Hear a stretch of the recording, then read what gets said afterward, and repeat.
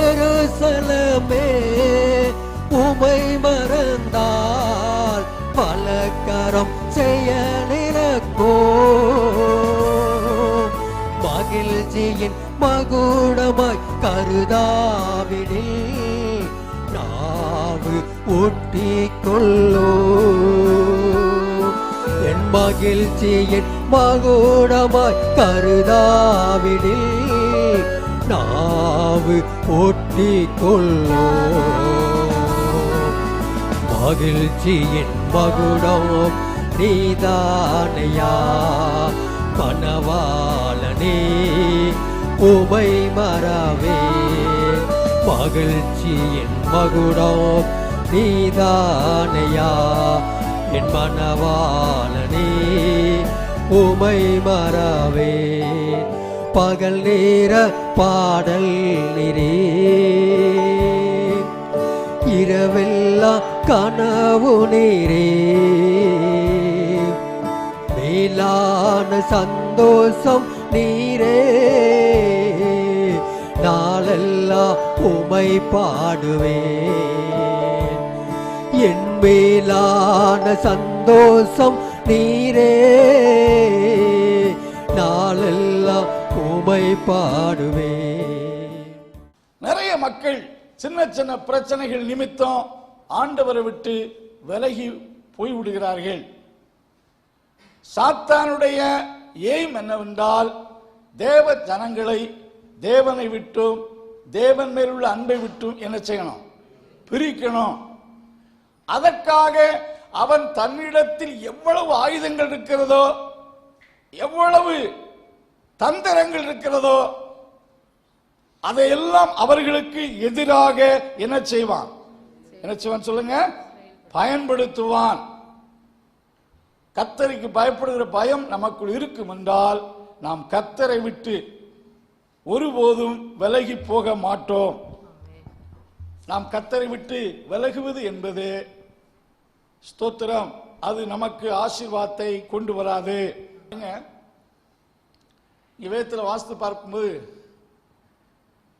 18 வருஷம் பலகீனமான ஒரு ஸ்திரீ, அவள் எவ்வளவேனும் நிமிரக்கூடாத கூனியா இருந்தாள். அவள் ஏதோ வயசான ரொம்ப ஏஜ்டு உமன் ஒன்றும் கிடையாது. ஆண்டவர் இயேசு அவளை பார்த்து ஆபிரகாமின் குமாரத்தி என்று சொல்லுகிறார். ஒரு நம்ம கிடைக்கும் ஒரு 25-30 வயது உள்ள பெண்ணாக இருந்திருக்கலாம். அப்படிப்பட்ட நிலையில் இருந்த அவள் ஜெப ஆலயத்துக்கு என்ன செய்தாள்? ஏன் எனக்கு இது நடந்தது? ஆண்டவர் எல்லாரும் அப்படி படைத்தார், எனக்கு ஏன் இந்த பிரச்சனை என்று அவள் எண்ணி இருக்கவில்லை.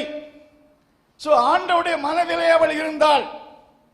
அவள் கூனியாக அப்படிப்பட்ட நிலையில் இருந்து ஆலயத்துக்கு வருவதை ஒரு ஷேமாக அவள் கருதவில்லை. ஆலயத்தில் ஜபாலயத்தில் எத்தனை பேர் இருக்கும்போது நான் இப்படி இருந்தால் என்ன நினைப்பார்கள் என்று அவள் கருதவில்லை.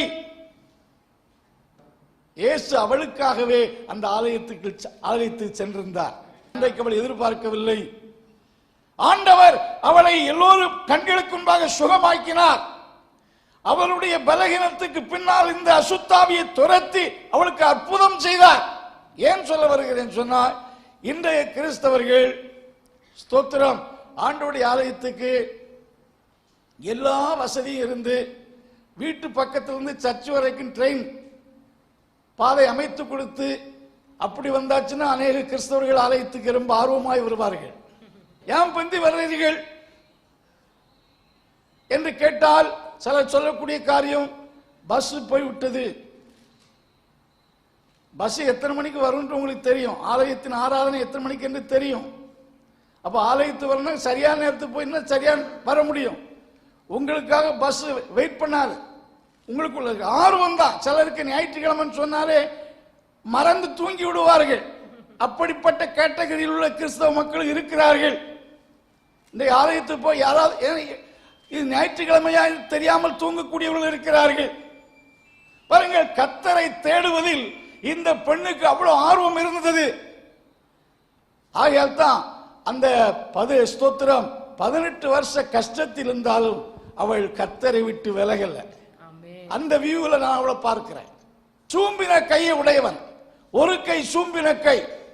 இந்த சூம்பின கையோடு தேவாலயத்தில் வருவதை அவன் சேமாக கருதவில்லை. சூம்பின கை, கொஞ்சம் கற்பனை பண்ணி பாருங்க. அவன் எத்தனை வருஷம் அந்த சூம்பின கையோடு பிறக்கும்போது இருந்தான தெரியாது. அவன் நல்ல ஒரு வாலிப வயதையெல்லாம் தாண்டினவன் தான். ஆனாலும் அந்த நிலையிலும் அவன் ஆண்டவரை விட்டு விலகல. சப்பாத்து டே என்று சொல்லக்கூடிய ஓய்வு நாளிலே கர்த்தருடைய ஆலயத்துக்கு அவன் தேவனை தேடி வந்தான். ஆண்டவர் அவனை பார்த்து சூம்பின கையை நீட்டி என்று சொன்னார். அன்றைக்கு அவனுக்கு ஒரு அற்புதம் செய்தார். நான் ஏன் சொல்றேன்னா, கர்த்தரை விடாமல் நீங்க பற்றி கொண்டீங்கன்னா கர்த்தர் உங்களுக்கு செய்வது சிறந்த நன்மையாக இருக்கும். அற்புதம் கண்டிப்பாக செய்வார்.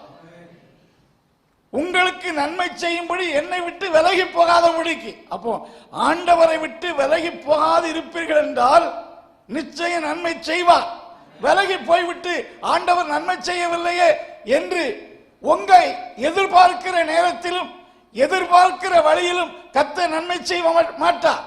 God's way is always different from our ways. நம்ம வழியை விட்டு நம்ம யோசனையின்படி அவர் செயல்பட மாட்டார்.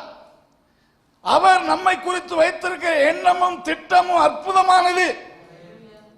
சூம்பின கையை உடையவனை கர்த்தர் கையை நீட்டி.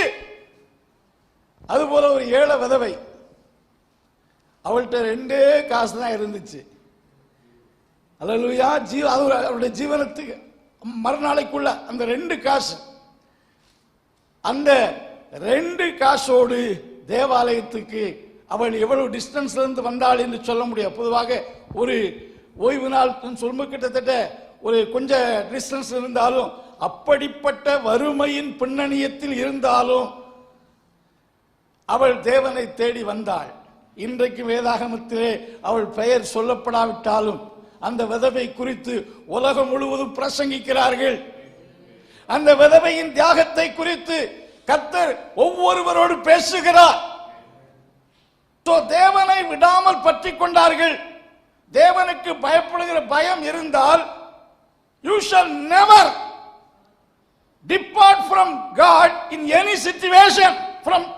situation.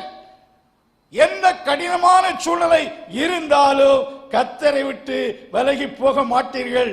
கர்த்தரை விட்டு விலகி போகாமல் இருப்பீர்கள் என்றால் கர்த்தர் definitely he will do a miracle in your life. கர்த்தருக்கு பயப்படுகிற பயத்தை நம் உள்ளத்திலே, நம் பிள்ளைகளின் இருதயத்தில் வைக்க தேவனால் தான் முடியும். தேவனை தவிர யாரால் அதை செய்ய முடியாது. நல்ல ஆண்டவரே, இந்த காலை வேளையிலே உமக்கு பயப்படும் பயத்தை உடைய பிள்ளைகளின் இருதயத்துக்குள் வைக்கும்படி இயேசுவின் நாமத்தில் ஜெபம்.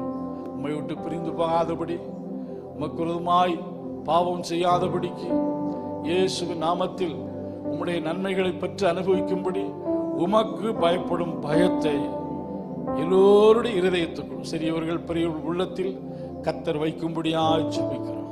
கிருபை கூட இருப்பதாக இயேசுவின் நாமத்தில் ஜெபங்கேடு நல்ல பிதாவே.